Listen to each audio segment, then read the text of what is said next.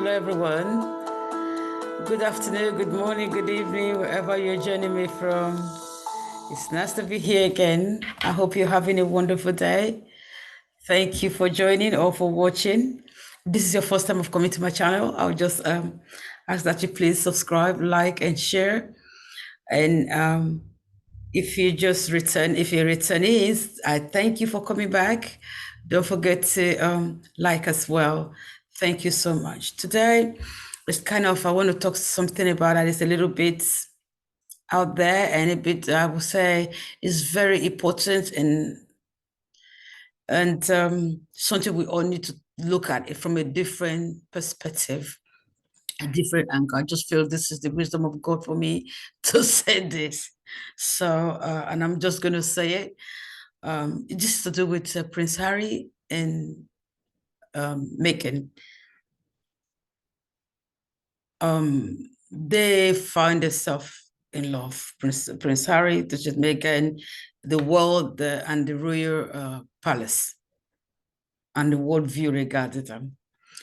And their life has just been more of people having their own say. Everybody want to say something. And if you have a platform, you want to use it.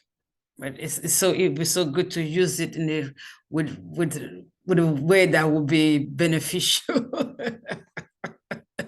Because a lot of people come up with all kind of stuff. But anyway, I want to start with this. Because I've heard people say, well, they shouldn't have left. She shouldn't have left. They should have stayed, bring the big change and all of that. Or she should have known. Let me just start with that. She should have known what she was getting into. It's like someone who is an engineer, well, first of all, as a student, study to be an engineer or a doctor. Then now you've graduated, you apply for a job, you got a job in a big firm or a big hospital. It's quite different with what you know from the college and what you're going to face now as an employee. Let's just narrow it down. An engineer got to the place and love the firm. I want to work with this big company and all of that. Then at a point, this young person that is just coming in realize I have a lot to offer. This company is still using files, no computers, and I can make robots. I can bring these ideas of us changing from paper, filing stuff to coming into computer world. I can add that to this company and make it a great company. I can do many things that I can see here that we can just, that would transform this big firm. And then here we are trying to talk to the people in charge. And like, no, we don't want that. So, okay. Oh, not now. Okay, 2 months has been there, 4 months, 6 months. Okay, but I think, this file, we're moving from one cabinet to the other. I think we should change it. Oh, not now, just give us more time. Because this young person that is coming from, just graduated with ideas and, he's done some things while in school and he wants to just come and change his world or her world, is saying, well, I don't think I'm needed here because it seems they don't want to change. At a point, that person had to decide, do I need to stay or do I need to go? And if the person comes and say, well, I'm leaving. Yeah. And then they say, well, why do you want to leave? Oh, we need you here. You're so bright. We really want you. Say, well, this is why I want to leave. I feel we're behind in this. We're behind in that. We're behind. And I feel we could improve. We're good, but we could do better. Then they say, well, just give us your proposal. Tell us what you want to change, how you want to implement it. Then let's have a look at it. Then the person goes, puts everything together. Say, here we go. Here. And it's okay, give us a couple of weeks. We're going to look into this, or days, whatever. We'll come back to you. These things can happen. Okay, We like your mindset. We like what you want to implement in our company. We think we need it. And we know our client will be happy with this. We're going to give you 100% support. We're going to give you a team to work with you. That could go, it could go that way. Okay, we see what you're going to do. We know we have the money to implement this, but really we only want 40%. Are you willing to work with that? So it's not dependent on that person, the employee, to say, well, you know what, I could start with 40% or 50%. Maybe if they see the progress and they see the benefit of what I'm doing, they might take it up the next time or the next couple of years. Or they come the third one and say, well, we're not ready. And because we're not ready, we're not going to add anything to it. So it's for the person to choose. Okay, they're not ready to do anything. I know I have a lot to offer to my generation. And what I have to do, I have enough money with me. I'll go start my business. I'll look for some people who have the same mindset with me, and we just start something. That person can go that way. Yeah, so if you go that way, you don't say, oh, why did you decide to leave? You should have stayed there and bring the change to that company. Because the person knows it's not going to be easy. Because some of them might say, well, we've had this company for 100 years. We have been using file. We have been using this kind of phone. We don't do this. Yeah, but we know. But these days you can't be using files. You can't be. We can do some other things. We can have meetings in different ways, and not just all the time we have to come together like this. We can do it in a different way that we do today.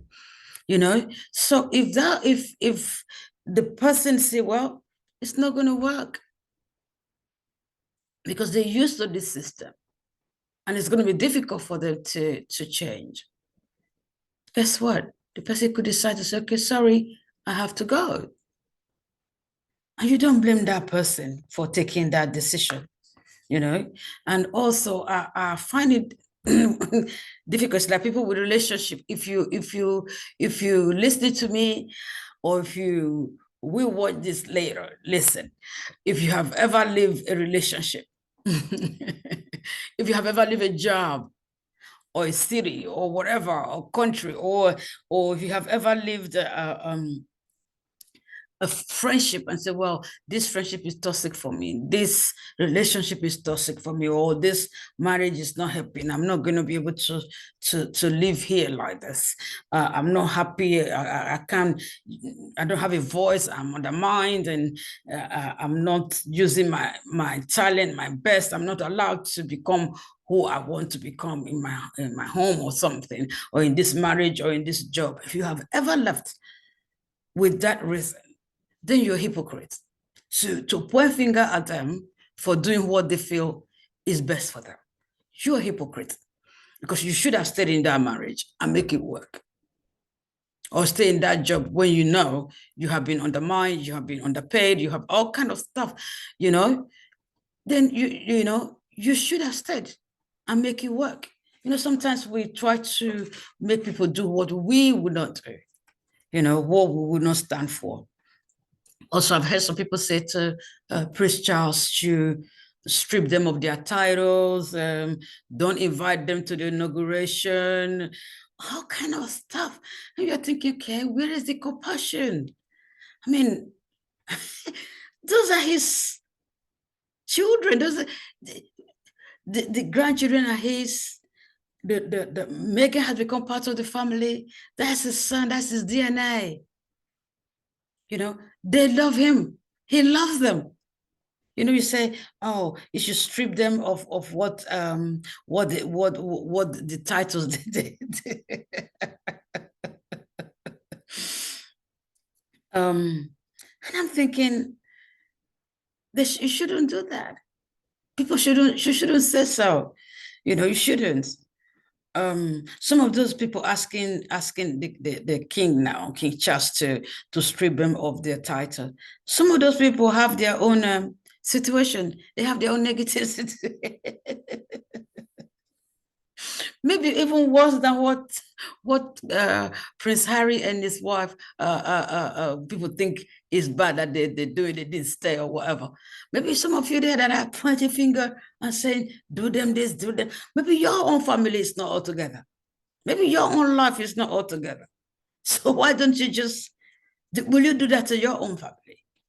If you were your children, maybe your own, some people, some of you there, maybe your own is worse, but you still love your children or your child or the husband or the wife. You still love them. You still want to work it out. So why sit there and from your platform of your talk show or your whatever, or your writing place or whatever platform you have, and say, don't let them come. Don't let, when your own family, you have your own problems. You have your own issue that is even worse than theirs, and you have not done what you're asking them to do. Perhaps that's what you want to do in your family, you can't do it, so you want somebody else to do it in their family. That's not right. That's not right. That I feel um people shouldn't push from that. That should be their decision. It's their family. It's their own. They decide what they want to do with their own family. You know, telling them not to allow them to come for the inauguration. Why? That's his dad. I've heard some people say, well, their goal, they had their goal. They wanted they wanted their own lifestyle. They wanted they wanted their own lifestyle, or they wanted to have privacy. But what we know, they said they wanted to make their own money. They wanted to make their own money, perhaps so that when they make their own money, they can talk.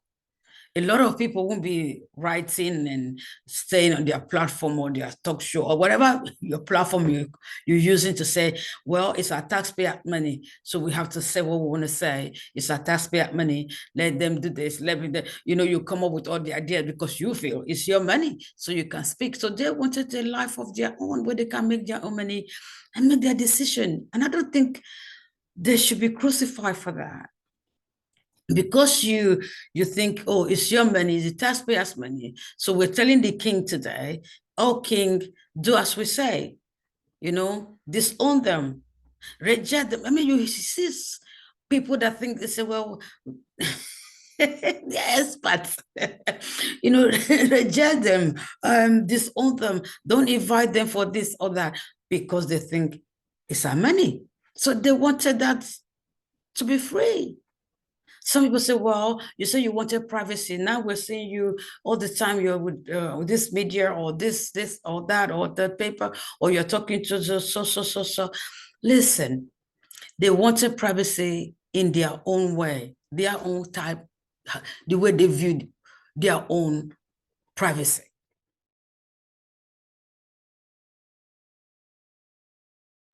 Thank you for joining. Have a wonderful day. Have a wonderful evening. Have a wonderful, wonderful morning, wherever you're joining me from. Thank you. Thank you. Thank you. See you next time.